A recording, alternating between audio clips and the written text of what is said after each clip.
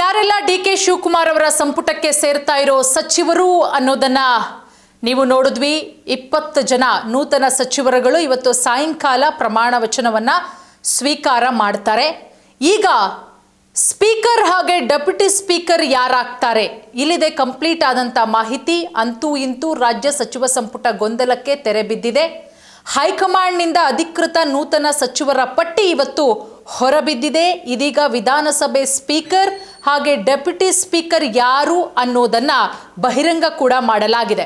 ನೋಡಿ, 20 ಜನ ಸಚಿವರಲ್ಲಿ ಮಂಕಾಳು ವೈದ್ಯ ಅವರ ಹೆಸರು ಕೇಳಿಬಂತು ಆರಂಭದಲ್ಲಿ. ಆದರೆ ಕೊನೆಯ ಕ್ಷಣದ ಟ್ವಿಸ್ಟ್ ಎನ್ನುವಂತೆ ಅವರ ಜಾಗಕ್ಕೆ ಎಸ್ ಮಲ್ಲಿಕಾರ್ಜುನ್ ಅವರನ್ನ ಕೂಡ ಸೇರಿಸಲಾಯಿತು. ಅದಾದ್ಮೇಲೆ ಇವತ್ತು ಡಿ.ಕೆ. ಶಿವಕುಮಾರ್ ಅವರನ್ನ ಭೇಟಿ ಕೂಡ ಮಾಡಿ ಮಾತುಕತೆ ಮಾಡಿದ್ರು ಮಂಕಾಳ ವೈದ್ಯರು.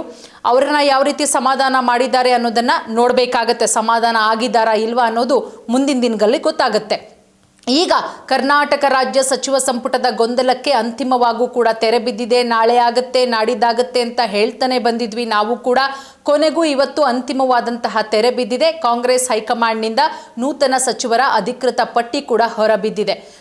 ಡೆಲ್ಲಿಯಲ್ಲಿ ನಡೆದಂತಹ ಪ್ರಮುಖ ಸಭೆಯಲ್ಲಿ ಪಟ್ಟಿಯನ್ನ ಅಂತಿಮಗೊಳಿಸಲಾಗಿದೆ.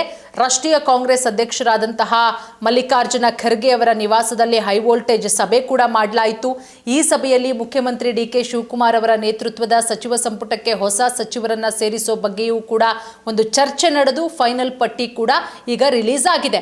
ಇದರಿಂದ ಸಾಕಷ್ಟು ದಿನಗಳಿಂದ ಇದರೊಟ್ಟಿಗೆ ಒಂದಷ್ಟು ಊಹಾಪೋಹಗಳು ಕೂಡ ಹರಿದಾಡ್ತಾ ಇತ್ತು. ಆ ಊಹಾಪೋಹಗಳೆಲ್ಲವೂ ಕೂಡ ಮುಕ್ತಾಯವಾಗಿದೆ ಅಂತ ಹೇಳಬಹುದು. ಇದೀಗ ವಿಧಾನಸಭೆ ಸ್ಪೀಕರ್ ಹಾಗೆ ಡೆಪ್ಯೂಟಿ ಸ್ಪೀಕರ್ ಯಾರು ಅನ್ನೋದು ಕೂಡ ಬಹಿರಂಗ ಆಗಿದೆ. ಪ್ರಮಾಣ ವಚನ ಸಮಾರಂಭ ಇವತ್ತು ಸಾಯಂಕಾಲ 4:05 ನಡೆಯುತ್ತೆ. ಸಮಾರಂಭದಲ್ಲಿ ಹೊಸದಾಗಿ ಆಯ್ಕೆಯಾದಂತಹ ಸಚಿವರಿರ್ತಾರೆ. ಅವರು ಅಧಿಕಾರವನ್ನ ಸ್ವೀಕಾರ ಮಾಡಲಿದ್ದಾರೆ. ಬಟ್ ಇನ್ನೂ ಕೂಡ ಖಾತೆ ಹಂಚಿಕೆ ಆಗಿಲ್ಲ. ಯಾರ್ಯಾರಿಗೆ ಯಾವ್ಯಾವ ಖಾತೆ, ಅದು ಪ್ರಮಾಣ ವಚನ ಸ್ವೀಕಾರ ಆಗಿ 1-2 ದಿನಕ್ಕೆ ಖಾತೆ ಹಂಚಿಕೆ ಕೂಡ ಆಗಬಹುದು. ನಾಳೆನೂ ಕೂಡ ಆದರೂ ಆಗಬಹುದು, ಆಶ್ಚರ್ಯ ಏನಿಲ್ಲ. ರಾಜ್ಯಪಾಲರು ಪ್ರಮಾಣ ವಚನ ಬೋಧಿಸುವ ಸಾಧ್ಯತೆಗಳು ಕೂಡ ಇದೆ. ಸಚಿವ ಸಂಪುಟ ವಿಸ್ತರಣೆ ಅಥವಾ ಮರು ರಚನೆಯ ಬಗ್ಗೆ ಕಳೆದ ಸಾಕಷ್ಟು ದಿನಗಳಿಂದ ರಾಜಕೀಯ ವಲಯದಲ್ಲಿ ತೀವ್ರ ಚರ್ಚೆಗಳಾಗ್ತಾ ಇತ್ತು. ಹಲವು ನಾಯಕರ ಹೆಸರುಗಳು ಚರ್ಚೆಯಲ್ಲಿದ್ವು. ಅಂತಿಮವಾಗಿ ಕಾಂಗ್ರೆಸ್ ಹೈಕಮಾಂಡ್ ನಿರ್ಧಾರವನ್ನು ತೆಗೆದುಕೊಂಡು ಪಟ್ಟಿಯನ್ನ ಬಿಡುಗಡೆ ಮಾಡಿದೆ. ವಿಧಾನಸಭೆ ಮತ್ತು ವಿಧಾನ ಪರಿಷತ್ ಹುದ್ದೆಗಳು ಜೊತೆಗೆ ವಿಧಾನಸಭೆ ಮತ್ತು ವಿಧಾನ ಪರಿಷತ್ನ ಪ್ರಮುಖ ಹುದ್ದೆಗಳ ಬಗ್ಗೆಯೂ ಕೂಡ ಮಾಹಿತಿ ಸಿಕ್ಕಿದೆ. ವಿಧಾನಸಭೆಯಲ್ಲಿ ಸ್ಪೀಕರ್ ಆಗಿ ಜೆ.ಎಸ್. ಪಾಟೀಲ್ ಅವರು ಇರ್ತಾರೆ. ಡೆಪ್ಯೂಟಿ ಸ್ಪೀಕರ್ ಆಗಿ ಎ.ಎಸ್.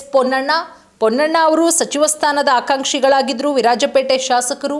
ಆದರೆ ಕೊನೆ ಗಳಿಗೆಯಲ್ಲಿ ಅವರನ್ನು ಡೆಪ್ಯೂಟಿ ಸ್ಪೀಕರ್ ಮಾಡಲಾಗಿದೆ, ಎ.ಎಸ್. ಪೊನ್ನಣ್ಣ.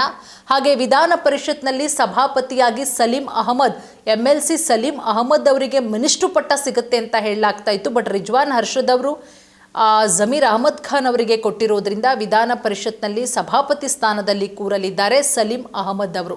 ಉಪಸಭಾಪತಿಯಾಗಿ ಉಮಾಶ್ರೀ ಅವರು ಮಿನಿಸ್ಟರ್ ಆಗ್ತಾರೆ ಮತ್ತೊಂದ್ಸಲ ಅಂತ ಹೇಳಲಾಗ್ತಾ ಇತ್ತು. ಆದರೆ ಉಮಾಶ್ರೀ ಅವರು ಉಪಸಭಾಪತಿ. ಈ ನೇಮಕಗಳು ಸಹ ಬಹಳ ಮುಖ್ಯ. ವಿಧಾನ ಮಂಡಲದ ಕಾರ್ಯನಿರ್ವಹಣೆಗೆ ಈ ಹುದ್ದೆಗಳು ಬಹಳ ನಿರ್ಣಾಯಕ ಪಾತ್ರವನ್ನು ವಹಿಸುತ್ತೆ ಅಂತಲೇ ಹೇಳಬಹುದು. ಕಾಂಗ್ರೆಸ್ ಸರ್ಕಾರದಲ್ಲಿ ಸಚಿವ ಸಂಪುಟ ವಿಸ್ತರಣೆಯ ಬೇಡಿಕೆ ಬಹಳ ಕಾಲದಿಂದಲೂ ಕೂಡ ಇತ್ತು. ಅಂದರೆ ಸುಮಾರು 2 ತಿಂಗಳುಗಳ ಪ್ರೋಸೆಸ್ ಇದು. ಹಲವು ಜಿಲ್ಲೆಗಳು, ಸಮುದಾಯಗಳಿಂದ ಪ್ರಾತಿನಿಧ್ಯಕ್ಕಾಗಿ ಒತ್ತಾಯಗಳು ಕೂಡ ಕೇಳಿಬರ್ತಾ ಇತ್ತು. ಮುಖ್ಯಮಂತ್ರಿ ಡಿ.ಕೆ. ಶಿವಕುಮಾರ್ ಅವರು ಹೈಕಮಾಂಡ್ನೊಂದಿಗೆ ಚರ್ಚೆ ಮಾಡಿ ನಿರ್ಧಾರಕ್ಕೆ ಬಂದಿದ್ದಾರೆ. ಉನ್ನತ ನಾಯಕರುಗಳು ಕೂಡ ಭಾಗಿಯಾಗಿದ್ದರು. ಡೆಲ್ಲಿಯಲ್ಲಿ ನಡೆದಂತಹ ಸಭೆಯನ್ನ ಎಲ್ಲ ಅಂಶಗಳನ್ನು ಪರಿಗಣಿಸಿ ಪಟ್ಟಿಯನ್ನ ತಯಾರು ಮಾಡಲಾಗಿದೆ. ಈ ನಿರ್ಧಾರದಿಂದ ಸರ್ಕಾರಕ್ಕೆ ಹೊಸ ಶಕ್ತಿ ಕೂಡ ಬರುತ್ತೆ.